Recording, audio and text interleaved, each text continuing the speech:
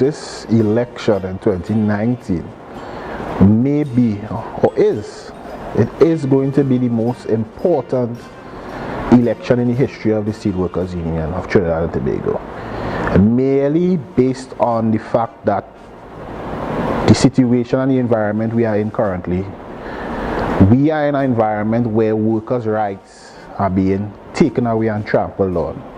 We see it every day. We see the closure of entities that we would have never believed would have been closed, would have been wound up. We are seeing workers holding positions what we once considered to be permanent positions being taken away. And we must recognize that there is an attack on labor, there is an attack on permanent employment, there is an attack on what we call benefits and what we consider normal benefits. And we as members of the trade union fraternity, members who practice good industrial relations, we must recognize that the environment that we are currently in, we must recognize that a certain type of awareness, a certain type of preparedness, we must have it to navigate these rough waters. And this decision, undoubtedly in my view, will determine if the organization takes 5 steps forward or if the organization takes 5 steps backward. I am saying that under my stewardship, under my leadership, that the organization is definitely going to take 5 steps forward. The majority of the central executive has clearly put up their hand, have come forward and asked me to carry this organization forward, and I have accepted that challenge. We have had internal talks with the incumbent.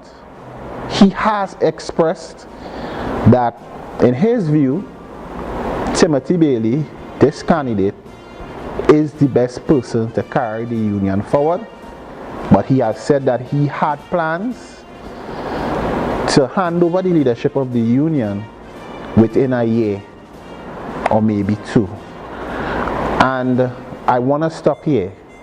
I want to say leadership is not about being the best, it's about doing the best, it's about getting the best from your people and for your people. And going into a 3-year term for a year or even 2 is not beneficial to an organization. It's not beneficial to an organization. And this should, the leadership of a union should never be a personal thing, an image thing, an identity thing. It must stay true to what it is. It's supposed to be a leadership thing. And our membership, even though our voter turnout, we expect it to be very low because of what has happened over the past couple of years, where we maybe have 30-some members at flour mills. That's the only RMA we have right now, and then we have a few off-the-street members. The membership must be aware of the importance of their decision when choosing a leader to carry this organization forward. We want this organization around for the next 50 years and not a year or not 2 years. And based on that, that was one of the reasons why the executive has, the majority of the executive has pledged its support to me, Timothy Bailey, as the candidate to carry the organization forward. We wanted to do this in a way where no man, as one of the comrades said, would be left behind, and we would do it inclusive, but at the end of the day, the decision to run for president is a democratic one, And even though we may not like it, it may be an individual one, and the incumbent has decided against the appeals and the request of the executive going forward to put his hat in the ring to run for president, maybe for a year or two. And I am saying that as we look in terms of the organization and the situation the organization is in at this point in time, that may not or will not be the best thing for the organization as a whole. So I want to make it clear, the small group of financial members, your decision will affect thousands of members, because we have to be realistic.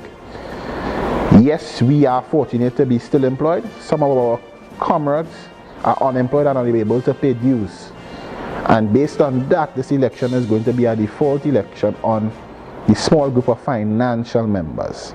The responsibility is now on your shoulders to make a decision that is not only going to affect you, but is going to affect the lives of thousands, because our organization still has to represent those members who are not financial and who are looking towards us for proper representation.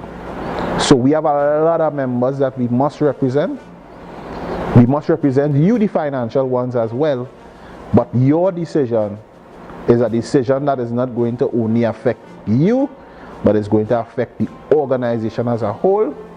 And we are saying that when you decide to take whatever decision you take, which is your right, on the 26th of April 2019, think about the organization as a whole.